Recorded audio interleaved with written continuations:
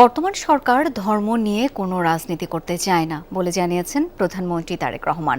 অতীতের মতো আগামীতেও বিএনপি ধর্মকে রাজনৈতিক স্বার্থে ব্যবহার করবে না বলে বৌদ্ধ সম্প্রদায়ের সদস্যদের সামনে পুনর্ব্যক্ত করেন তিনি।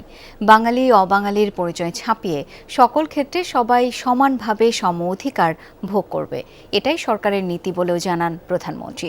বাংলাদেশ সহ সারা বিশ্বের সকল বৌদ্ধ ধর্মাবলম্বীদের বুদ্ধ পূর্ণিমার শুভেচ্ছা জানান প্রধানমন্ত্রী তারেক রহমান। অরেঞ্জ সহ বিভিন্ন ফ্লেভারে প্রাণ ললিপপ, জুসি জুসি ওয়ার্ল্ড।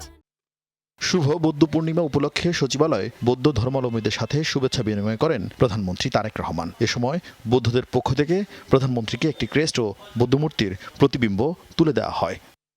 প্রধানমন্ত্রী তারেক রহমান বলেন, মহামতি গৌতম বুদ্ধের পঞ্চশীল নীতি অনুসরণ করলে সকলে মিলে মানবিক রাষ্ট্র ও সমাজ নির্মাণ সম্ভব।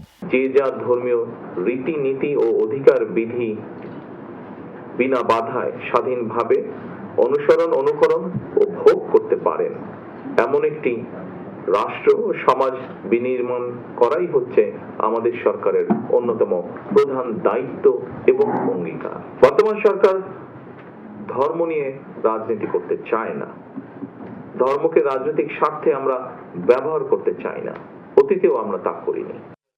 ধর্ম বর্ণ নির্বিশেষে বিশ্বাসী অবিশ্বাসী প্রতিটি মানুষের জন্য একটি নিরাপদ বাংলাদেশ নির্মাণের আকাঙ্ক্ষা নিয়েই মুক্তিযোদ্ধারা দেশ স্বাধীন করেছিল স্মরণ করিয়ে দিয়ে প্রধানমন্ত্রী বলেন, বিএনপি সরকারের তাই দর্শনই হচ্ছে বাংলাদেশী জাতীয়তাবাদ, যেখানে কেউ সংখ্যালঘু নয় বরং রাষ্ট্র সবার।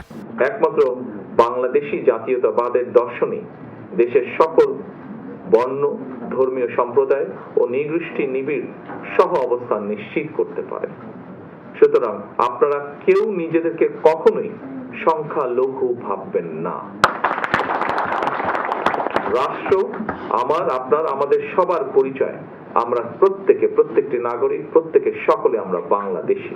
ধর্ম বর্ণ নির্বিশেষে বাঙালি অবাঙালি, বিশ্বাসী অবিশ্বাসী সবাই সকল ক্ষেত্রে সমানভাবে ভোগ করবে, অধিকার ভোগ করবে, এটাই বর্তমান সরকারের নীতি। আমিও যদি আবারও একই কথা বলতে চাই, ধর্ম যার যার, নিরাপত্তা পাবার অধিকার সবার। অনুষ্ঠান থেকে বৌদ্ধ ধর্মাবলম্বীদের সকল সমস্যা সমাধানের আশ্বাস দেন প্রধানমন্ত্রী তারেক রহমান।